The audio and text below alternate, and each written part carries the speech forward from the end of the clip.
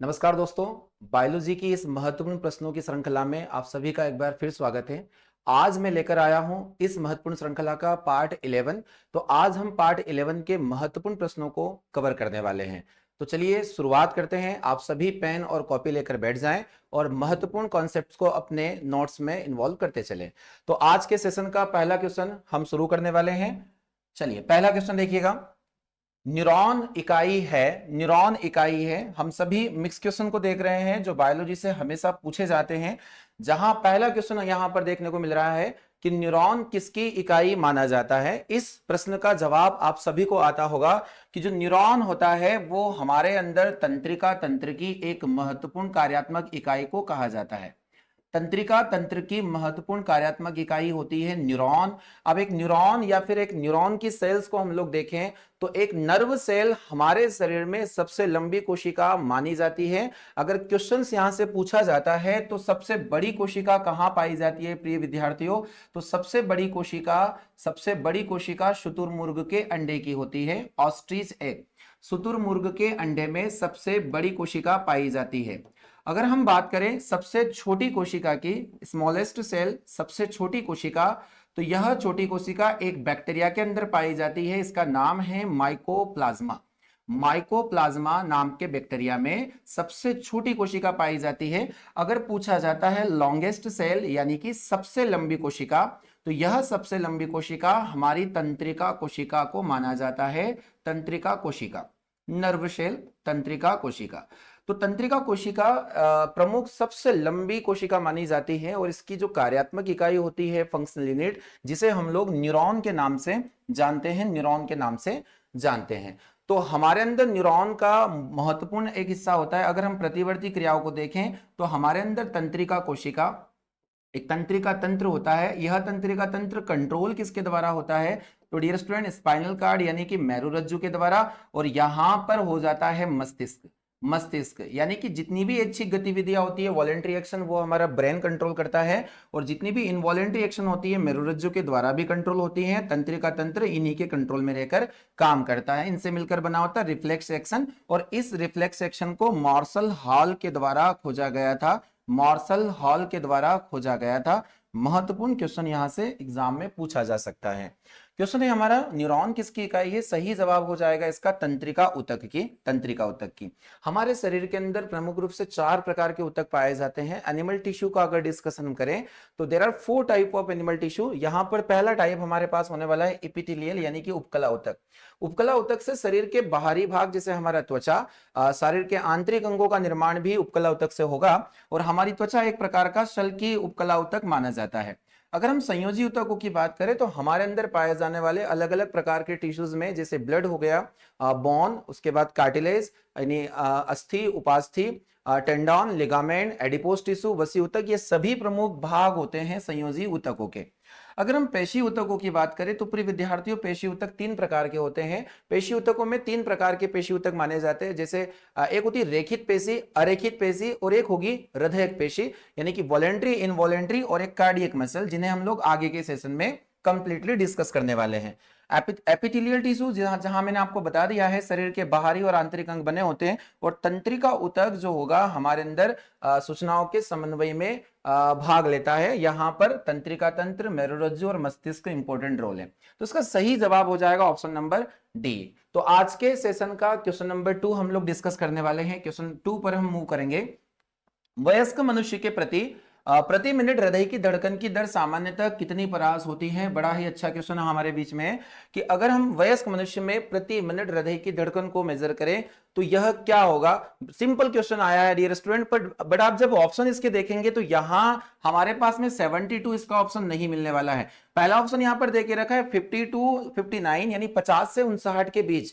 Second option हमारे पास में है 60 टू 80। तो इस प्रकार के क्वेश्चन यहां पर ऑप्शन जो है वो फ्रेम किए जाते हैं क्योंकि 72 एक बहुत ही बेसिक क्वेश्चन हो जाता है। तो यहां पर आप लोगों को इसके अप्रोक्सीमेशन के अकॉर्डिंग आंसर लगाना पड़ेगा। तो इसका सही जवाब हो जाएगा 60 टू 80 के बीच में।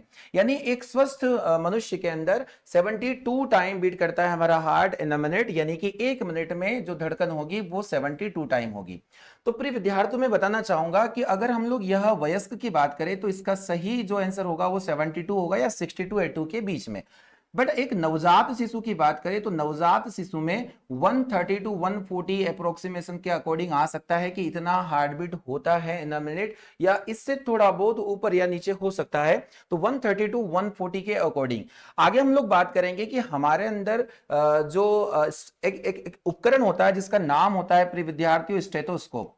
डॉक्टर के द्वारा इसका उपयोग किसे मापने के लिए, किसके मेजरमेंट के लिए किया जाता है? तो हृदय स्पंदन की दर मापने के लिए स्टेथोस्कोप नाम के उपकरण का प्रयोग किया जाता है। हृदय स्पंदन की दर, हृदय स्पंदन की दर मापने हेतु स्टेथोस्कोप नाम के उपकरण का प्रयोग किया जाता है। यहां एक क्वेश्चन एग्जाम्स में पूछा जा सकता है कि जो डॉक्टरी स्टेथोस्कोप होता है वह किस सिद्धांत पर काम करता है। इसका किस सिद्धांत पर काम करने वाला क्वेश्चन एग्जाम्स में आया है और आगे आ सकता है। तो सही इसका जवाब हो जाएगा ध्वनि के परावर्तन के सिद्धांत पर। ध्वनि के परावर्तन के सिद्धांत पर स्टेथोस्कोप वर्क करेगा। तो डियर स्टूडेंट, बहुत ही महत्वपूर्ण क्वेश्चन यहां से एग्जाम्स में पूछा जा सकता है। आप इन्हें अपने नोट्स में लिखते चलें, और ताकि ये आपके आने वाले एग्जाम्स में कहीं ना कहीं हेल्प आपको देंगे। तो इसका सही जवाब हो जाएगा 60 टू 80 के बीच में। आपसे यहां से क्वेश्चन और पूछा जा सकता है कि सामान्य मनुष्य में रक्तचाप कितना होता है। तो सामान्य मनुष्य में रक्तचाप होगा 180 टू 180, सॉरी माफी चाहूंगा, यहां इसका सही जवाब हो जाएगा 120 टू 80। 120 टू 80, यानी ये यहां पर दो प्रकार के अलग अलग प्रेशर होते हैं, एक होता है सिस्टोलिक और एक होता है डायस्टोलिक प्रेशर। सिस्टोलिक और डायस्टोलिक प्रेशर, यानी ये हो जाएगा सिस्टोलिक प्रेशर, सिस्टोलिक प्रेशर, और इसे हम लोग कहेंगे 80 को डायस्टोलिक प्रेशर, डायस्टोलिक प्रेशर। काफी महत्वपूर्ण क्वेश्चन है ये, डिफरेंट डिफरेंट नेम से पूछे जा सकते हैं। सिस्टोलिक प्रेशर का वैल्यू हमारे अंदर कितना होता है सामान्यतः, और डायस्टोलिक प्रेशर का वैल्यू हमारे अंदर कितना होता है। तो मुझे उम्मीद है यहां इतनी दी गई जानकारी आप सभी को समझ में आई होगी। चलिए बढ़ते हैं क्वेश्चन नंबर 3 की ओर। क्वेश्चन नंबर 3 देखिएगा। क्वेश्चन नंबर 3 है, खाद्य पदार्थों को खराब होने से बचाने के लिए प्रयोग किया जाता है। यानी यहां एक क्वेश्चन है जो फूड प्रिजर्वेटिव के फॉर्म में पूछा जा चुका है। यहां हमने लास्ट सेशन में भी इस क्वेश्चन को टारगेट किया था। देखिए अति महत्वपूर्ण क्वेश्चन की कैटेगरी में यह क्वेश्चन आता है। खाद्य पदार्थ यानी कि भोजन को लंबे समय तक सुरक्षित रखने के लिए, कि उन्हें उनका अपघटन ना हो, माइक्रो ऑर्गेनिज्म के द्वारा उनका अपघटन ना हो, इसलिए उनमें अलग अलग तरह के फूड प्रिजर्वेटिव मिलाए जाते हैं। खाद्य परिरक्षक जिनका नाम होता है, खाद्य परिरक्षक, इन्हें मिलाने से भोजन लंबे समय तक खराब नहीं होता। तो प्रिय विद्यार्थियों, हम लोगों ने वहां पर कुछ चीजें देखी थी, जैसे एक केमिकल कंपाउंड मैं आपको बताने वाला हूं, potassium, potassium metabisulphite, potassium metabisulphite, potassium metabisulphite. तो प्रिय विद्यार्थियों, इस फूड प्रिजर्वेटिव का यूज हम लोग कहां करते हैं, किसे प्रिजर्व करने के लिए करते हैं? तो डियर स्टूडेंट, हम लोगों ने यहां पर देखा था कि जितने भी फलों के रस होते हैं, फ्रूट जूस होते हैं, फलों के रस को रखने के लिए, लंबे समय तक खराब होने से बचाने के लिए पोटेशियम मेटाबाइसल्फेट का उपयोग किया जा सकता है। यहां पर एक नाम आने वाला है sodium benzoate, sodium benzoate, sodium benzoate नाम का फूड प्रिजर्वेटिव। यह खाद्य पदार्थों को, यानी कि भोजन को व अचार, भोजन सभी सामग्रियों को लंबे समय तक सुरक्षित रखने के लिए इसका उपयोग किया जाता है। तो दो बड़े ही महत्वपूर्ण, पोटेशियम मेटाबाइसल्फेट और सोडियम बेंजोएट, यहां पर दो प्रमुख फूड प्रिजर्वेटिव माने जाएंगे। यहां ऑप्शन हमारे पास में है oxalic acid, boric acid, acetic acid और बेंजोइक एसिड। तो इस क्वेश्चन का सही जवाब हमारे बीच में होने वाला है बेंजोइक अम्ल। यानी खाद्य पदार्थों को खराब होने से बचाने के लिए बेंजोइक एसिड का उपयोग किया जाता है। अति महत्वपूर्ण क्वेश्चन के कैटेगरी में यह क्वेश्चन आ सकता है। क्वेश्चन नंबर 4 पर हम लोग मूव करेंगे। क्वेश्चन नंबर 4 है हमारे सामने, स्फिग्नोमेनोमीटर चिकित्सीय उपकरण का उपयोग किसके परीक्षण के लिए किया जा सकता है? स्फिग्नोमेनोमीटर क्या होता है प्रिय विद्यार्थियों? तो मैं आपको बताना चाहूंगा कि हमारे अंदर दो उपकरण होते हैं जिन्हें आपको ध्यान रखना है, स्टेथोस्कोप, स्टेथोस्कोप, और स्टेथोस्कोप से हम हृदय स्पंदन की दर को मेजर करते हैं, हृदय स्पंदन की दर को मापते हैं, हृदय स्पंदन की दर को मेजर यहां पर हम लोग करेंगे। और यह ध्वनि के परावर्तन के सिद्धांत पर काम करने वाला उपकरण माना जाता है। यह क्वेश्चन एग्जाम्स में पूछा जा चुका है। सेकंड यहां पर होता है स्फिग्नोमेनोमीटर, यानी कि एक उपकरण हमारे पास में है स्फिग्नोमेनोमीटर, स्फिग्नोमैनोमीटर नाम का उपकरण। और डियर स्टूडेंट, मैं बताना चाहूंगा कि इस उपकरण की सहायता से हम हमारे ब्लड प्रेशर को मेजर करते हैं, यानी रक्तचाप को मापना। रक्तचाप को मापना, तो धमनियों के अंदर, हमारे अंदर जो आर्टरी होती है वाहिनियों में, धमनियों के अंदर होने वाले इस दबाव को मेजर करने के लिए स्फिग्नोमैनोमीटर नाम के उपकरण का प्रयोग किया जाता है। एक बार पुनः मैं आपसे एक क्वेश्चन यहां रिपीट करूंगा। सामान्यतः रक्तचाप हमारे शरीर में कितना होता है? तो सामान्यतः 120/80 120/80 mmHg इसका यूनिट होगा, जो हमें ध्यान रखना चाहिए। बड़ा ही महत्वपूर्ण क्वेश्चन यहां से पूछा जा सकता है। तो स्फिग्नोमीटर यहां किससे संबंधित होगा? तो प्रिय विद्यार्थियों, इसका सही जवाब होने वाला है ऑप्शन नंबर डी, यानी कि ब्लड प्रेशर या रक्तचाप। बिल्कुल करेक्ट आंसर यहां पर हो जाएगा रक्तचाप। बढ़ते हैं अगले क्वेश्चन की तरफ। अगला क्वेश्चन देखिएगा। फलों के पकने से पहले गिरने पर कुछ मामलों में उपज की महत्वपूर्ण हानि होती है, इसे किसके द्वारा रोका जा सकता है? देखिए, प्लांट एनाटॉमी, फिजियोलॉजी और मॉर्फोलॉजी में सभी के मिक्स क्वेश्चन यहां पर ले रहा हूं। आप यहां इन क्वेश्चंस को टारगेट करें और अपनी आने वाली सभी एग्जाम्स को आप इजीली बना सकते हो। तो यह क्वेश्चन है कुछ प्लांट हार्मोन को लेकर कि फलों के पकने से पहले। देखिए, मैं पहले आपसे एक क्वेश्चन पूछना चाहूंगा कि फलों को कृत्रिम विधि से पकाने के लिए हम किस रसायन का उपयोग करते हैं? तो आर्टिफिशियल फ्रूट राइपनिंग होती है कि फलों को समय से पहले पकाने के लिए एथिलीन का उपयोग किया जाता है। प्रिय विद्यार्थियों, किसका उपयोग किया जाएगा? एथिलीन का उपयोग किया जाएगा। यहां पर है कि समय से पहले अगर एब्सिशन हो रहा है, यानी कि फूल गिर रहे हैं या फल गिर रहे हैं, तो उनकी उपज में जो कमी होती है उसे रोकने के लिए हम लोग किसका छिड़काव करना उचित समझेंगे? यहां पर हमारे पास अलग अलग प्रकार के ऑप्शन दिए हुए, समुचित सिंचाई द्वारा कि प्रॉपर इरिगेशन करने के बाद। देखिए, इरिगेशन कोई ऐसा तरीका नहीं होता है जिससे हम लोग गिरने वाले या एब्सिशन की प्रोसेस को रोक सके, कि जो फल फूल वगैरह गिर रहे हैं उनको हमें रोका जा सके। यहां सेकंड ऑप्शन यहां पर हमारे बीच में है कि यहां स्प्रेइंग ऑक्सिन, यानी ऑक्सिन नाम का एक हार्मोन होता है, प्लांट हार्मोन होता है, नेचुरल हार्मोन होता है, ये जो प्लांट में पाया जाता है, इसके छिड़काव के द्वारा क्या इसे रोका जा सके? तो डियर स्टूडेंट, मैं बताना चाहूंगा इस क्वेश्चन के लिए इसका सही जवाब हमारे बीच में हो जाएगा ऑप्शन नंबर बी। चलिए, ऑक्सिन के बारे में मैं आपको जानकारी दे देता हूं। ऑक्सिन एक प्रकार का पादप हार्मोन होता है। यह एक प्रकार का वृद्धि प्रेरक हार्मोन माना जाता है कि इस हार्मोन के कारण पौधों के अंदर वृद्धि होती है। ये ग्रोथ प्रमोटर हार्मोन के नाम से जाने जाते हैं। तो वृद्धि प्रेरक हार्मोन इसे हम लोग कहेंगे। आगे हम लोग बात करेंगे, अगर ऑक्सिन के बारे में हम लोग खोज करता देखें तो चार्ल्स डार्विन और उनके बेटे फ्रांसिस डार्विन के द्वारा इस हार्मोन की खोज की गई थी। यानी यहां हो जाएगा चार्ल्स डार्विन और उनके बेटे फ्रांसिस डार्विन के द्वारा इसकी खोज की गई थी। देखिए, ऑक्सिन हार्मोन बहुत ज्यादा महत्वपूर्ण हार्मोन है प्लांट को लेकर, ग्रोथ प्रमोटर हार्मोन माना जाता है। अगर हम लोग बात करें ऑक्सिन के अलग अलग उपयोग किए जाते हैं, अगर हम देखें कि समय से पहले फलों को या फूलों को झड़ने से बचाने का काम किसके द्वारा होता है पौधों में? तो यह काम होगा प्रिय विद्यार्थियों ऑक्सिन का। कि ऑक्सिन क्या करता है? जरावस्था में देरी करता है। जरावस्था का मतलब होगा कि जब फल नेचुरली पक जाते हैं तो वह ऑटोमेटिक गिरेंगे पेड़ से। अगर इसके पहले की यह प्रक्रिया होना संभव है तो फिर यह ऑक्सिन की कहीं ना कहीं कमी मानी जाती है, डिफिशियंसी ऑफ ऑक्सिन माना जाता है। ऑक्सिन का छिड़काव करने से यह जो समस्या है ये खत्म हो जाती है और उपज में कमी नहीं होती है। देखिए, यहां से क्वेश्चन आता है कि जो गेहूं लगाने वाले किसान होते हैं वो एक यहां पर एक दवाई होती है जिसका नाम होता है 2,4-D। इस 2,4-D का छिड़काव करते हैं। तो मेरा एक क्वेश्चन यहां से रहने वाला है कि इस 2,4-D का पूरा नाम क्या रहेगा और इससे किस हेतु उपयोग किया जाता है? तो कमेंट बॉक्स में जाकर आप मुझे इसका जवाब दीजिएगा कि गेहूं की फसल में 2,4-D का उपयोग क्यों किया जाता है। कई एग्जाम्स में से पूछा जाता है, इसे एजेंट ऑरेंज के नाम से भी जाना जाता है। तो आप इसका फुल नेम और इसका जो वर्क है मुझे कमेंट बॉक्स में जरूर जवाब दें। तो इसका सही जवाब हो जाएगा कि बाय स्प्रेइंग ऑक्सिन हार्मोन के छिड़काव के द्वारा इसे रोका जा सकता है। बढ़ते हैं अगले क्वेश्चन की तरफ। अगला क्वेश्चन है क्वेश्चन नंबर 6। रेशम का कीड़ा अपने जीवन चक्र के किस चरण में वाणिज्यिक तंतु पैदा करता है?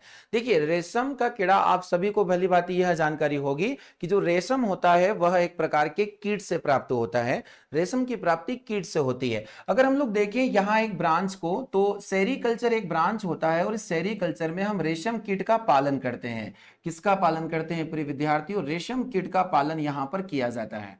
रेशम कीट का पालन यहां पर किया जाता है। अगर एग्जाम्स में क्वेश्चन पूछा जाता है कि इस रेशम कीट का नेम क्या है, तो इस रेशम कीट का नेम होने वाला है बॉम्बेक्स मोराई। बॉम्बेक्स मोराई कई महत्वपूर्ण परीक्षाओं में यह क्वेश्चन पूछा जा चुका है। हर एग्जाम्स में कहीं ना कहीं इसके क्वेश्चन देखने को मिल सकते हैं। बॉम्बेक्स नाम मोराई नाम का यह कीट होता है। यह कीट हमारे एनिमल किंगडम में आर्थ्रोपोडा आर्थ्रोपोडा के इंसेक्ट ग्रुप से बिलोंग करता है। यानी आर्थ्रोपोडा के भी दो ग्रुप माने जाते हैं, एक इंसेक्टा और एक नॉन इंसेक्टा। अगर हम लोग देखें यहाँ बॉम्बेक्स मोराई, तो कोई भी कीट होता है उसका जीवन काल अलग अलग चरणों से होकर रूपांतरित होता है, जिसमें पहला इनका जो जीवन काल होता है उसे हम लोग कहेंगे, जहां से शुरुआत होती है ये होता है अंडा। पहले स्टेप पर आ जाता है यहां पर अंडा। अंडे के बाद में बनेगा लार्वल स्टेज यानी कि लार्वा। लार्वा के बाद में बनेगा प्यूपा। प्यूपा और ये फिर वयस्क हो जाते हैं।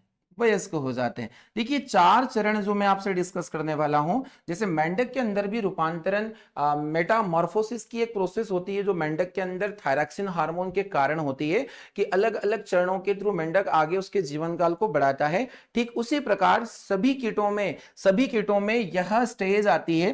तो सभी कीटों का पहला अवस्था होता है जिसे हम लोग एग बोलते हैं, अंडा। सेकंड पर यह लार्वल स्टेज में होगा। थर्ड पर यह प्यूपा अवस्था में होता है। फोर्थ पर एक वयस्क जो कीट होता है उसका निर्माण ये करेगा। अब हम लोग यहां पर देखने वाले हैं कि जो बॉम्बेक्स मोराई नाम का जो कीट है अपनी किस अवस्था में यहां से रेशम प्रदान कर सकता है। देखिए क्या लेवल का क्वेश्चन है, एग्जाम्स ऐसे ही क्वेश्चन टारगेट करता है आपसे। तो यहां इसका सही जवाब होने वाला है डियर स्टूडेंट प्यूपा। ऐसे यूनिक क्वेश्चन हम आपके लिए लेकर आ रहे हैं, तो ज्यादा से ज्यादा दोस्तों को ये सारे कंटेंट आप लोगों को शेयर करना है ताकि सभी को यह महत्वपूर्ण कंटेंट प्रोवाइड हो सके। देखिए इस क्वेश्चन का सही जवाब होने वाला है प्यूपा।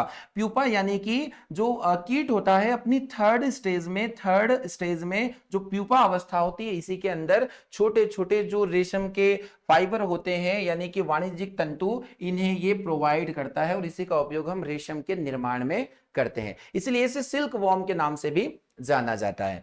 तो डियर स्टूडेंट इसका बिल्कुल सही जवाब होने वाला है। तो आप कमेंट बॉक्स में जाकर मेंढक के सभी चार चरणों को एक बार फिर से रिटर्न कीजिएगा ताकि मैं वहां पहचान सकूं कि आपने ये पढ़े हैं। तो इसका सही जवाब हो जाएगा ऑप्शन नंबर सी यानी कि थर्ड स्टेज ऑफ प्यूपा। चलिए बढ़ते हैं क्वेश्चन नंबर 7 की ओर। क्वेश्चन नंबर 7 है हमारे पास, यहां पर दिया गया वर्मी कंपोस्ट खाद किस तरीके की खाद होती है। मेरे हिसाब से सभी यहां देख रहे सभी विद्यार्थियों को इस क्वेश्चन का आंसर आना चाहिए कि वर्मी कंपोस्ट जो खाद होता है वो किस तरीके की खाद होती है। तो इसका पहला ऑप्शन यहां पर देके रखा है नेचुरल फर्टिलाइजर यानी कि प्राकृतिक खाद। प्राकृतिक खाद यहां ऑप्शन नंबर बी होने वाला है सब्जियों से बनी खाद। ऑप्शन नंबर सी इसका होने वाला है कि केंचुए द्वारा उत्पादित जैविक खाद। देखिए आप सभी लोग भली भांति जानते हैं कि केंचुए के द्वारा जो खाद बनाई जाती है, केंचुए के द्वारा जो खाद बनाई जाती है उसे वर्मी कंपोस्ट खाद के नाम से हम लोग जानते हैं। इसीलिए कल के सेशन में एक क्वेश्चन हम लोगों ने पढ़ा था कि किसानों का दोस्त किसे कहा जाता है। किसानों का दोस्त हम लोग केंचुए को कहते हैं। केंचुए का अगर हम लोग जीव वैज्ञानिक नाम देखें तो डियर स्टूडेंट केंचुए का वैज्ञानिक नाम होता है फेरेटिमा पोस्थुमा। फेरेटिमा पोस्थुमा यह केंचुए का जीव वैज्ञानिक नाम माना जाता है। केंचुआ एनेलिडा संघ से बिलोंग करता है। एनेलिडा संघ से बिलोंग करता है। यह हमारे जंतु जगत के एनेलिडा फाइलम के अंतर्गत आता है। अगर हम लोग बात करें तो इसे इसके और भी कुछ नाम है। इसे हम लोग किसानों का मित्र भी कहते हैं। किसानों का मित्र, किसानों का मित्र। सेकंड इसका नाम हो जाएगा, इसका एक नाम और हो जाता है पृथ्वी की आंत। पृथ्वी की आंत यानी इंटेस्टाइन ऑफ अर्थ, इसे पृथ्वी की आंत के नाम से भी जाना जाता है। इसका एक नाम और हम लोग पढ़ने वाले हैं कि इसे हम लोग मिट्टी की उर्वरता का बैरोमीटर और एक पृथ्वी का हलवाहा के नाम से भी हम लोग इसको जान सकते हैं। और इसका फोर्थ नेम हो जाएगा कि पृथ्वी की उर्वरता का बैरोमीटर के नाम से भी इसको जाना जाता है। तो इतना सारे क्वेश्चन यहां से पूछे जा सकते हैं कि केवल केंचुए से इतने सारे क्वेश्चन महत्वपूर्ण क्वेश्चन है जो एग्जाम्स में बन सकते हैं। इसे किसानों का मित्र, पृथ्वी की आंत, पृथ्वी का हलवा, प्लगरमैन ऑफ अर्थ, और एक हो जाएगा कि इसे पृथ्वी की उर्वरता का बैरोमीटर के नाम से भी जाना जा सकता है। मेरा यहां से क्वेश्चन होने वाला है, क्या केंचुए में आंखें पाई जाती है, और अगर आंखें पाई जाती है तो कितनी आंखें पाई जाती है। कमेंट बॉक्स में जाकर इसका जवाब मुझे दीजिएगा। चलिए इसका सही जवाब हो जाएगा ऑप्शन नंबर सी। बढ़ते हैं अगले क्वेश्चन की तरफ। अगला क्वेश्चन है, क्वेश्चन नंबर 8 है, मानव शरीर में फेशियल हड्डियों की संख्या कितनी होती है? ह्यूमन बॉडी का एक क्वेश्चन है, स्केलेटन सिस्टम से यह क्वेश्चन पूछा गया है कि हमारे अंदर फेशियल बोन कहां पाई जाती है। सबसे पहले मैं डिस्कस करने वाला हूं। तो हमारे अंदर डियर स्टूडेंट एक कंकाल तंत्र होता है। यह कंकाल तंत्र दो प्रकार का होता है, एक्सियल स्केलेटन सिस्टम होता है और एक होता है एपेंडिकुलर स्केलेटन सिस्टम, यानी अक्षीय अक्षीय कंकाल तंत्र, और एक हो जाएगा उपांगी कंकाल तंत्र यानी अनुबंधी कंकाल तंत्र के नाम से भी इसे हम लोग जान सकते हैं। तो हमारे अंदर पाए जाने वाली कुल 206 हड्डियों में से टोटल 80 बोन जो होगी वो एक्सियल स्केलेटन सिस्टम के अंतर्गत पाई जाती है, यानी कि अक्षीय कंकाल तंत्र के अंदर 80 हड्डियों को हम लोगों ने सम्मिलित किया है। शेष जो हड्डियां होती है 126 126 हड्डियां उपांगी कंकाल तंत्र के अंतर्गत आती है। अगर हम लोग यहां पर देखें तो यहां प्रमुख भागों में सिर की कुल हड्डियां यहां पर शामिल है। यहां पर हमारा कशेरुक दंड भी यहां पर शामिल है, वर्टिब्रल कॉलम जो होगा यहां शामिल है, और यहां थर्ड नंबर पर आ जाती है रिब केप यानी कि पसलियां यहां पर शामिल की जाती है। इन्हें हम लोग डिटेल आगे देखने वाले हैं अगले सेशन में। तो यहां क्वेश्चन पूछा गया है कि हमारा जो फेशियल हड्डियां है वो कहां पाई जाती है। तो हमारे अक्षीय कंकाल तंत्र में सिर के अंदर हमारा फेस होता है यानी कि चेहरा, और इस चेहरे की हड्डी को ही फेशियल बोन के नाम से जाना जाता है। और चेहरे के अंदर कुल मिलाकर 14 हड्डियां पाई जाती है। कितनी हड्डियां पाई जाती है? 14 हड्डियां पाई जाती है। 14 बोन प्रेजेंट्स रहती है, जिसमें प्रमुख बोन में मैं कुछ नाम आपको बताने वाला हूं, जैसे मैंडिबल नाम की हड्डी जो निचले जबड़े में पाई जाती है, लोअर जो में। हमारे शरीर की सबसे मजबूत हड्डी मानी जाती है मैंडिबल। अगला ऊपरी जबड़ा होता है अपर जो, यानी जिसे हम लोग मैक्सिला के नाम से जानते हैं। इस हड्डी का नाम हो जाएगा मैक्सिला अपर जो यानी ऊपरी जबड़े की हड्डी मानी जाती है। इसके अलावा यहां पर एक बोन होती है प्रिय विद्यार्थियों, वोमर, यानी जो अपर टीप होती है हमारी नाक की, नाक का ऊपरी भाग इससे बना होता है, वोमर से। इसके अलावा और भी कई सारी हड्डियां होती है, जैसे लेक्राइमल नाम की हड्डी जो आंखों के अंदर पाई जाती है, लेक्राइमल बोन। लेक्राइमल ग्रंथि से ही आंसू निकलते हैं। तो वैसे ही यहां पर अलग अलग प्रकार की हड्डियां होती है, और कुल मिलाकर 14 हड्डियां हम लोग देखने वाले हैं। तो इसका सही जवाब हो जाने वाला है option number D. Option number D यहां का एक की पॉइंट हो सकता है कि शरीर की सबसे मजबूत हड्डी कौन होगी, तो मैंडिबल इसका सही जवाब होने वाला है। चलिए तो क्वेश्चन नंबर 9 की तरफ हम लोग मूव करते हैं। क्वेश्चन नंबर 9 देखिएगा। क्वेश्चन नंबर 9 है, क्रायोथेरेपी क्या है? बहुत ही यूनिक क्वेश्चन आपके सामने है। क्रायोथेरेपी का संबंध किससे होता है? अलग अलग प्रकार की थेरेपी का उपयोग किया जाता है अलग अलग प्रकार के रोगों के निदान के लिए। यहां एक थेरेपी हमारे बीच में आ रहा है कि क्रायोथेरेपी का संबंध इनमें से किस में होगा। तो यहां क्वेश्चन ये दिया गया ऑप्शन, गर्म उपचार करके, बर्फ द्वारा उपचार करके, मालिश द्वारा उपचार करके, और किरणों द्वारा उपचार करके। देखिए यहां जो दिए गए ऑप्शन है इसमें सही जवाब इस क्वेश्चन का अगर हम लोग देखें क्रायोथेरेपी किससे संबंधित है, तो प्रिय विद्यार्थियों कि जब किसी उपचार को बर्फ के द्वारा दिया जाए या फिर बर्फ द्वारा जो उपचार प्रोवाइड किया जाता है उसे ही हम लोग क्रायोथेरेपी के नाम से जानते हैं। क्रायोथेरेपी का संबंध बर्फ द्वारा दिए गए उपचार से होता है। यहां आप मुझे कमेंट बॉक्स में, मैं आपके लिए क्वेश्चन छोड़ के जा रहा हूं कि लीच थेरेपी का संबंध किससे होता है। लीच थेरेपी का संबंध किससे होगा, कमेंट बॉक्स में आप मुझे इसका जवाब दीजिएगा। लीच थेरेपी से किसका ट्रीटमेंट किया जाता है और किससे संबंध होता है। चलिए बढ़ते हैं क्वेश्चन नंबर 10 की ओर। क्वेश्चन नंबर 10 हमारे सामने है, मूलगोप रूट केप नहीं पाया जाता है ना। देखिए प्लांट से, रूट से ये क्वेश्चन आया हुआ है कि मूलगोप नहीं पाया जाता, कहां नहीं पाया जाता, इसको हम लोग देख लेते हैं। अगर हम लोग जड़ की स्ट्रक्चर को देखें प्रिय विद्यार्थियों, तो जो रूट होती है उसका जो टॉप एरिया होता है जो सबसे नीचे वाले भाग में होता है। इस टॉप एरिया में अगर हम लोग डिस्कस करें तो प्रिय विद्यार्थियों यहां कॉर्नर पर एक छोटा सा एक एनवेलप होता है जो इसको कवर करके रखेगा। यानी ये जब जड़ों में वृद्धि होती है, जड़ें जब जियोट्रोपिज्म इनके अंदर एक गुण होता है कि यह भूमि के अंदर धंसती चली जाती है ग्रोथ के साथ, तो यहां पर ये वाला भाग है जो सबसे पहले मूव करता है। तो इस भाग में घर्षण के कारण यहां की जो कोशिकाएं होती है वो नष्ट हो सकती है, और इसी नष्ट होने वाली कोशिकाओं को बचाने के लिए यहां पर रूट केप नामक स्ट्रक्चर पाई जाती है जो इसे प्रोटेक्शन देने का काम करती है। क्योंकि यहां पर ग्रोइंग रीजन प्रेजेंट होता है। ग्रोइंग रीजन यानी यहां की जो सेल होती है वो बहुत तेजी से डिवीजन करती है, बहुत तेजी से इनका विभाजन होता है। तो जब यह भाग नीचे जाएगा तो फ्रिक्शन के कारण यह भाग डैमेज ना हो, इसलिए मूल गोब यहां पर पाया जाता है, यानी कि रूट के। तो प्रिय विद्यार्थियों, क्वेश्चन आपको समझ में आया होगा कि यहां ये कहां पाई जाती है, मूलगोब नामक भाग नहीं पाया जाता। कहां नहीं पाया जाता? पहला ऑप्शन है मरुस्थलीय पौधों के अंदर। देखिए मरुस्थलीय पौधे किन्हें कहते हैं, तो प्रिय विद्यार्थियों में बताना चाहूंगा, जहां जो पौधे रेगिस्तानी इलाकों में पाए जाते हैं उन पौधों में भी रूट के मिलेगी, क्योंकि वहां भी ये फ्रिक्शन फोर्स देखने को मिल सकता है। अगला हमारे पास ऑप्शन है जलीय पौधों में, यानी जलोद्भिद में। देखिए जो पौधे जल में पाए जाते हैं, जल में पाए जाते हैं, उन पौधों को हम लोग जलोद्भिद के नाम से जानते हैं। और जलोद्भिद पौधों में किसी प्रकार की रूट केप नहीं पाई जाती, क्योंकि इनकी जड़ें केवल और केवल जल में ही वृद्धि करती है। तो इसका सही जवाब होने वाला है ऑप्शन नंबर बी, यानी कि जो एक्वेटिक प्लांट होते हैं उनके अंदर, या हाइड्रोफाइट प्लांट के नाम से जानते हैं, उनके अंदर यह नहीं पाई जाती। समोद्भिद, मिजोफाइट, यानी कि जो कुछ नमी और कुछ शुष्क जो वातावरण है वहां जिंदा रहते हैं, उन्हें हम लोग मिजोफाइट या समोद्भिद के नाम से जानेंगे। और लवणोद्भिद या हेलोफाइट पौधे वो होते हैं जो लवणीय क्षेत्र में पाए जाते हैं।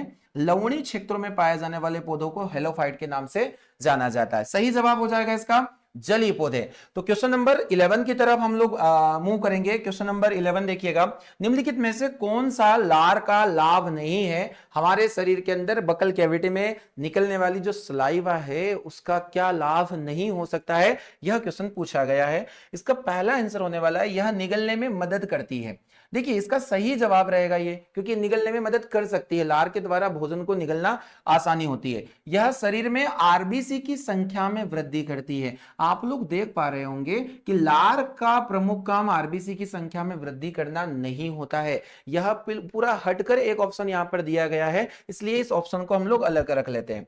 यह मुख और दांतों को साफ रखने का काम करती है। बिल्कुल सही बात है, लार के द्वारा मुख और दांत हमेशा साफ रहते हैं। यह होठों तथा जीवा की गति को अनुकूल बनाकर बोलने में मदद करती है। तो इसका ऑप्शन नंबर बी हमारे लिए करेक्ट होने वाला है। तो प्रिय विद्यार्थियों में बताना चाहूंगा कि हमारे अंदर निकलने वाली जो लार होती है इसका नाम होता है टाइलिन। और यह टाइलिन नामक लार हमारे शरीर के अंदर जो लार ग्रंथि होती है, पैरोटिड ग्रंथि, ये पैरोटिड ग्रंथि से निकलती है। और इसका प्रमुख काम होता है सबसे पहले भोजन को क्या करना, कार्बोहाइड्रेट को पचाना। तो चलिए बढ़ते हैं अगले क्वेश्चन की तरफ। क्वेश्चन नंबर 12 हमारे सामने है कि जो जोंक होता है अपने शिकार से लगातार रक्त धारा प्राप्त करता है, उसमें उड़ेलकल, यानी जोंक के अंदर से ऐसा कौन सा पदार्थ निकलेगा कि वह अपने शिकार से लगातार रक्त को निकालता रहता है। देखिए जोंक नॉर्मली अगर हम देखें तो यह किसी छोटे छोटे जलाशयों के अंदर, तालाब या कुछ अन्य जलाशय होते हैं, उसके अंदर एक जीव पाया जाता है, ये इसका नाम होता है लीच या जोंक। डियर स्टूडेंट मैं बताना चाहूंगा जो जोंक होता है वो जंतु जगत के एनेलिडा संघ से संबंधित होता है। जंतु जगत के एनेलिडा संघ से संबंधित होता है। इसके अंदर से एक प्रोटीन रिलीज होगा जिसका नाम होता है हीरोडिन नाम का प्रोटीन, हीरोडिन नाम का प्रोटीन। और यह प्रतिस्कंदित प्रोटीन माना जाता है, एंटीकोएगुलेट प्रोटीन इसे हम लोग जानते हैं, क्योंकि यह रक्त को जमने से रोकता है, ताकि लगातार जब यह घाव करता है तो वहां से रक्त को बाहर निकाला जा सके। तो हीरोडिन नाम का प्रोटीन निकलता है, इसीलिए इस जीव को हीरोडिनेरिया के नाम से भी जानते हैं। हीरोडिनेरिया नाम का जीव कौन है? जोंक रहेगा। और जोंक से ही मैंने आपको एक क्वेश्चन दिया है आज के सेशन में कि लीच थेरेपी का उपयोग हम किसके हेतु करते हैं। तो इस क्वेश्चन का सही जवाब होने वाला है ऑप्शन नंबर बी, यानी कि जोंक। क्वेश्चन नंबर 13 को देखते हैं। क्वेश्चन नंबर 13 है, देखिए मैच द करेक्ट कॉम्बिनेशन, यानी कि अलग अलग पेयर यहां पर दिए गए हैं, इनके अकॉर्डिंग हम लोगों को फ्रेम करना है। मैंने कहा है कि ऐसे क्वेश्चन बड़े एग्जाम्स में जरूर जरूर टारगेट किए जाते हैं, इस क्वेश्चन को ध्यान से समझना। यहां जो मिलान दिए गए हैं, सही जवाब यहां से मैच करके हमें यहां दिए गए ऑप्शन के अकॉर्डिंग इसको टिक लगाना है। पहला दिया है यहां पर कॉस्मोलॉजी। तो प्रिय विद्यार्थियों आप लोगों को पता होगा कॉस्मोलॉजी ब्रह्मांड का अध्ययन माना जाता है, अलग अलग शाखाओं से संबंधित यहां पर क्वेश्चन है। कॉस्मोलॉजी ब्रह्मांड का संबंध, यानी कि यहां ब्रह्मांड दिया है ऑप्शन नंबर 3 पर। ओके आगे बढ़ेंगे। इकोलॉजी किसका अध्ययन होता है? इकोलॉजी पर्यावरण से संबंधित एक टर्म होता है, जहां परस्पर जो संबंधता होती है जीवों की उसको दर्शाया जाता है। तो पर्यावरण से, यानी कि यहां पर हो जाएगा 5th वाला आंसर। एंथोलॉजी फूलों का अध्ययन माना जाता है, तो फूलों यहां पर ऑप्शन नंबर ए हो जाएगा। पोमोलॉजी किसका अध्ययन होता है? पोमोलॉजी फलों का अध्ययन होता है, तो फलों का अध्ययन यहां पर 4th नंबर हो जाएगा। और न्यूरोलॉजी जो होगा यह तंत्रिका तंत्र से संबंधित एक शाखा है, तो न्यूरोलॉजी में तंत्रिका तंत्र का अध्ययन किया जाएगा, यानी कि स्नायु तंतुओं का अध्ययन करेंगे। यहां ऑप्शन हो जाएगा हमारा 2, यानी 35142, 35142, 35142। ऑप्शन नंबर ई इसका बिल्कुल सही जवाब हमारे बीच में होने वाला है। कई विद्यार्थी परीक्षाओं में ऐसे क्वेश्चंस को छोड़कर आ जाते हैं, क्योंकि बहुत अच्छे लेवल पर ये क्वेश्चन पूछे जा सकते हैं। चलिए बढ़ते हैं क्वेश्चन नंबर 14 की ओर। क्वेश्चन नंबर 14 है हमारे सामने, हमारे शरीर में वसा का निर्माण होता है जब, हमारे शरीर में वसा कब बनती है, इसका निर्माण कब होगा, उससे संबंध में यहां पर क्वेश्चन पूछा गया है। पहला ऑप्शन है यहां पर, शरीर में ग्लाइकोजन की मात्रा जब कम हो जाए। देखिए ग्लाइकोजन एक कन्वर्टेड फॉर्म होता है कि शरीर में जब ग्लूकोज की आपूर्ति हो जाती है तो लीवर के अंदर ग्लाइकोजन के रूप में उसका स्टोरेज कर लिया जाता है, ताकि फूड मटेरियल को लॉन्ग टर्म के लिए स्टोर किया जा सके। अगला ऑप्शन यहां पर देके रखा है, रक्त शर्करा का स्तर अगर स्थायी हो जाए, तो यह भी बिल्कुल हटकर जवाब हो जाएगा, यकृत तथा मांसपेशियों में ग्लाइकोजन का भंडारण पूर्ण हो जाए। ग्लाइकोजन का भंडारण जब हमारे लिवर में और हमारी मांसपेशियों में जब इसकी आपूर्ति हो जाती है, तो हमारे शरीर के अंदर इस वसा को एडिपोज टिश्यू के अंदर संग्रहित कर लिया जाता है और वसा का निर्माण कर लिया जाता है। अगर हम लोग देखें कि शरीर में जितना ग्लाइकोजन और लग रहा है, उसकी आपूर्ति होने के बाद इसे वसा में कन्वर्ट कर दिया जाएगा, और हमारे शरीर में पाए जाने वाले वशी ऊतक, वशी ऊतक जिसे हम लोग एडिपोज टिश्यू के नाम से जानते हैं, उनके अंदर यह स्टोर कर लिया जाता है। तो महत्वपूर्ण क्वेश्चन है। अब मैं आपसे क्वेश्चन पूछना चाहूंगा, यहां पर बहुत ही अच्छा क्वेश्चन मैं आपको देने वाला हूं डियर स्टूडेंट, आप लोग मुझे कमेंट बॉक्स में जाकर इसका जवाब दें। ये ब्लबर वर्ड किससे संबंधित होता है? ब्लबर क्या है? ब्लबर क्या है, इसका जवाब आप ढूंढिएगा और मुझे कमेंट बॉक्स में इसको बहुत अच्छे से लिखकर आप शो कीजिएगा। तो इसका सही जवाब हो जाएगा ऑप्शन नंबर सी, कि जब यकृत तथा मांसपेशियों में ग्लाइकोजन का भंडारण हो जाता है तो उसे हम लोग वसा का निर्माण के नाम से जानते हैं। सही जवाब हो जाएगा option number C. Question number 15 की ओर मूव करेंगे। क्वेश्चन नंबर 15 है, किस शारीरिक प्रक्रम में थ्रोम्बिन का संबंध है? थ्रोम्बिन का संबंध किससे? देखिए, तो आप लोगों ने अलग अलग प्रकार के प्रोटीन हमारे शरीर के अंदर पढ़े होंगे। थ्रोम्बिन हो जाता है, प्रोथ्रोम्बिन हो जाता है, thrombin, prothrombin, fibrinogen, fibrinogen, fibrinogen, ये महत्वपूर्ण प्रोटीन है। और प्रिय विद्यार्थियों, आपकी जानकारी के लिए मैं आपको बताना चाहूंगा कि ये सभी प्रोटीन हमारे शरीर के अंदर रक्त का थक्का जमाने में सहायक होते हैं। शरीर में रक्त का थक्का जमाने में सहायक प्रोटीन माने जाते हैं ये सभी। रक्त का थक्का यानी जब हमारे शरीर के अंदर कैल्शियम+2 आयन एक्टिव होता है, तो इससे थ्रोम्बिन जो प्रोटीन होता है ब्लड के अंदर, वो एक्टिव हो जाता है, ब्लड क्लॉट होने की कंडीशन क्रिएट हो जाती है। तो सही जवाब इसका हम लोग देखने वाले किस शारीरिक प्रक्रम से संबंध होगा, तो इसका सही जवाब हो जाएगा रक्त जमाव से संबंधित, ब्लड क्लोटिंग से रिलेटेड यह हमारा क्वेश्चन होने वाला है। चलिए, तो एक्स्ट्रा फैक्ट में डिस्कस करते जा रहा हूं, आप इन्हें नोट करते चले। क्वेश्चन नंबर 16 की ओर मूव करेंगे। बीएमडी परीक्षण किया जाता है, पहचान कीजिए यह बीएमडी परीक्षण किससे संबंधित है। देखिए, क्वेश्चन आप देख पा रहे हो, बहुत अच्छे लेवल के क्वेश्चन इस सेशन में हम लोग कंटिन्यू कर रहे हैं, इसका फायदा आप लोगों को मिलने वाला है।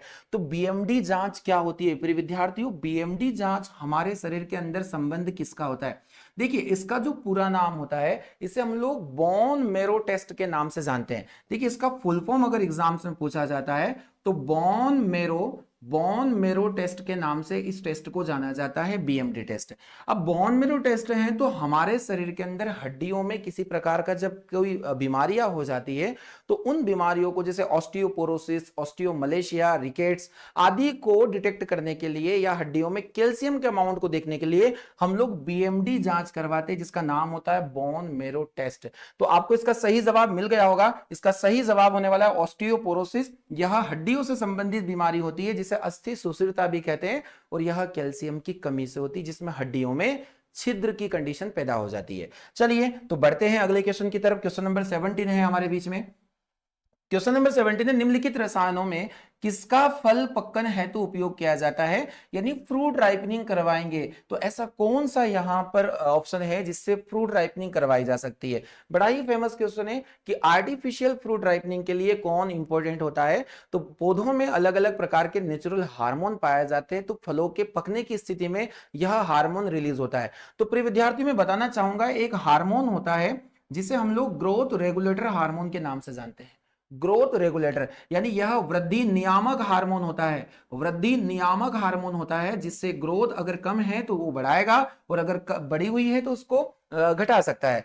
तो एथिलीन हार्मोन, और यह एथिलीन हार्मोन फलों को पकाने में हेल्प करता है। बड़ा ही महत्वपूर्ण क्वेश्चन यहां से देखने को मिल सकता है। तो इसका सही जवाब हम लोग देखने वाले हैं। देखिए यहां एथेफोन दिया है, मिलेटियोन दिया है, आइसोप्रोटोन दिया है, एजास्ट्रिन दिया है। आप लोग सोच रहे होंगे यहां पर सर इसका आंसर नहीं है, तो प्रिय विद्यार्थियों में बताना चाहूंगा कि एथिलीन का सबसे ज्यादा जो प्रचलन नाम होता है वो एथिफोन होता है। एथिफोन सबसे ज्यादा इसका जो उपयोग है वो एथिफोन के रूप में किया जाता है। ऑप्शन नंबर ए इस क्वेश्चन का सही आंसर होने वाला है। चलिए तो बढ़ते हैं अगले क्वेश्चन की ओर। क्वेश्चन है हमारे बीच में, ऑक्सीनोमीटर, ऑक्सीनोमीटर का प्रयोग किसके हेतु किया जाता है? यहां पर अलग अलग प्रकार के ऑप्शन आप देख पा रहे हो, जैसे फोटोसिंथेसिस की रेट को मेजर करने के लिए, यहां ग्रोथ को मेजर करने के लिए, यहां होता है रसाकर्षण की दर जो होती है उसको मेजर करने के लिए, और एक ऊर्जा की जो हानि होती है उसको मेजर करने के लिए। देखिए ऑक्सीनोमीटर जो होता है जगदीश चंद्र जो बोस थे उनके द्वारा यह खोजा गया इंस्ट्रूमेंट था, और इस उपकरण का जो उपयोग है वो पौधों में जो वृद्धि होती है उसे मेजरमेंट करने के लिए किया जाता है। तो इसके ऑप्शन हम लोग पढ़ते हैं, वृद्धि दर को मापने के लिए ऑप्शन नंबर बी इसका बिल्कुल सही जवाब होने वाला है। बी इसका बिल्कुल सही जवाब होने वाला है। एक क्वेश्चन यहां से मैं देने वाला हूं कि पौधों में वाष्पोत्सर्जन की दर यानी ट्रांसपिरेशन की जो रेट है उसे किसके द्वारा मेजर किया जाता है? कमेंट बॉक्स में जाकर आप मुझे इस क्वेश्चन का जवाब जरूर दीजिएगा। महत्वपूर्ण क्वेश्चन है, एग्जाम में आ सकता है। तो सही जवाब बी होने वाला है। क्वेश्चन नंबर 19 पर हम लोग बढ़ेंगे। क्वेश्चन नंबर 19 है हमारे सामने, आलू किसका उदाहरण माना जाता है? आलू क्या होना चाहिए? तो डियर स्टूडेंट एग्जाम्स में क्वेश्चन पूछा गया है कि potato is an example of, potato क्या होता है? तो प्रिय विद्यार्थियों आप सभी को पता होगा कि आलू एक तने का रूपांतरण माना जाता है। तने की अगर हम लोग बात करें, तने में अलग अलग प्रकार के रूपांतरण होते हैं। जैसे आलू एक प्रकार का तना होता है, अदरक एक प्रकार का तना होता है, हल्दी एक प्रकार का तना होता है, लहसुन एक प्रकार का तना होता है, और प्याज भी तने का रूपांतरण माना जाता है, पर इन रूपांतरण के अलग अलग नाम हो जाते हैं। जैसे आलू जो होता है, यह आलू को हम लोग कंद के नाम से जानते हैं, यानी इसे ट्यूबर नाम का रूपांतरण हम लोग कहते हैं, इसे हम लोग ट्यूबर के नाम से जानते हैं, जिसे हिंदी वाले बच्चे कंद भी कह सकते हैं, ट्यूबर यानी कि कंद। तो आलू एक प्रकार का तने का रूपांतरण माना जाएगा। सही जवाब हो जाएगा इसके लिए ऑप्शन नंबर सी, रूपांतरित तने का यह एग्जाम्पल हो सकता है। तो चलिए आगे बढ़ते हैं। आज के इस महत्वपूर्ण सेशन, इस श्रृंखला का अंतिम क्वेश्चन हमारे सामने है, मनुष्य को रोटी चबाने पर वह मीठी क्यों लगती है? कि जितने समय उसे बकल कैविटी के अंदर रखा जाएगा भोजन उतना मीठा होता जाता है। यह जानकारी आप सभी को होगी कि भोजन में लंबे समय तक मुख गुहा में रखने के लिए उसके अंदर टाइलिन नामक लार जो है वो मिलता जाता है, उसका अमाउंट बढ़ता जाता है। टाइलिन लार के कारण यह भोजन के अंदर मीठापन होता है। अब इसका प्रमुख कारण मैं आपको बता देना चाहूंगा कि हमारे भोजन में टाइलिन मिलता रहेगा। यह टाइलिन क्या करता है कि भोजन में सबसे पहले आए हुए कार्बोहाइड्रेट को शुगर के अंदर कन्वर्ट कर देगा, यानी कि शक्कर के अंदर कन्वर्ट करेगा। अगर हम इसे और भी अच्छे से समझें तो हमारे अंदर जो स्टार्च होता है, स्टार्च एक प्रकार का पॉलीसेकेराइड कार्बोहाइड्रेट होता है, तो यह स्टार्च माल्टोज में कन्वर्ट हो जाएगा। और प्रिय विद्यार्थियों में बताना चाहूंगा कि ये जो माल्टोज होता है ये अलग अलग ग्लूकोज के अणुओं से मिलकर बना होता है। दो या दो से अधिक ग्लूकोज के अणु आपस में मिलकर माल्टोज का निर्माण करते हैं, जिसे माल्ट शुगर के नाम से भी हम लोग जानते हैं। जब ग्लूकोज का निर्माण हो जाएगा तो ग्लूकोज एक प्रकार की मीठी शर्करा मानी जाती है, क्योंकि यह सबसे सिंपलेस्ट कार्बोहाइड्रेट का एक एग्जांपल होती है, जो स्वीटेस्ट भी होती है। तो यहां मीठापन किसके प्रमुख कारण से आएगा? तो इसका सही जवाब हो जाएगा टाइलिन, क्योंकि भोजन के अंदर ग्लूकोज का या शुगर का निर्माण होना प्रारंभ हो जाता है। तो इसके ऑप्शन हम लोग देख लेते हैं कि कार्बोहाइड्रेट का शक्कर में रूपांतरण। देखिए सीधे ऑप्शन आप लोगों को नहीं मिलने वाले हैं, यहां हमें ऑप्शन मॉडिफाई करना होंगे।